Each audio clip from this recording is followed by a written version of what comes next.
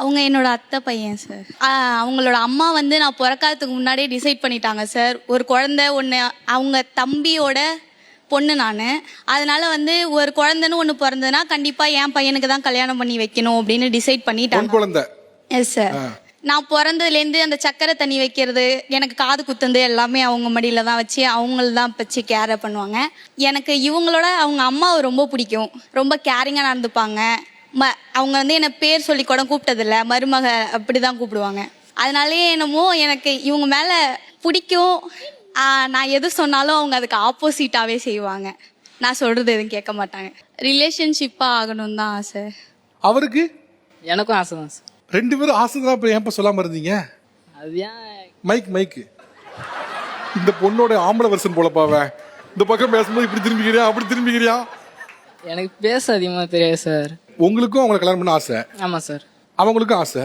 அப்படியே 2 பேரும் சொல்லிக்கலன்னு கேட்கணும். அது பொறுமையாக சொல்லிக்கலான்னு வெயிட் பண்ணி 60க்கு 60 பண்ணிக்கிறீங்களா? அப்படிலாம் இல்லை சார்.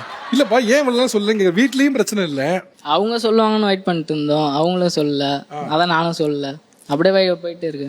இப்ப என்ன அடுத்து நீ ஏமா சொல்ல நான் கேட்கணும்? அடுத்து அவங்க சொல்லுவாங்க, நீ சொல்லணும்.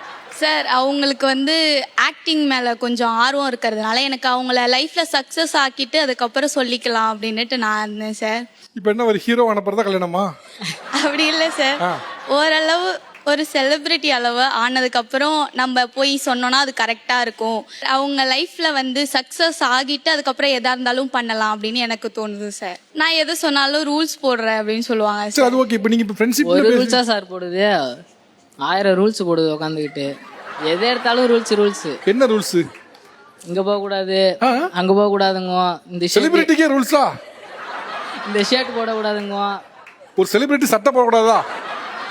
ஏதாவது ஒரு விஷயம் அட்ராக்ஷன் இருக்கும்ல, இதனால அவர் எனக்கு பிடிச்சது. எதனால பிடிச்சது உங்களுக்கு?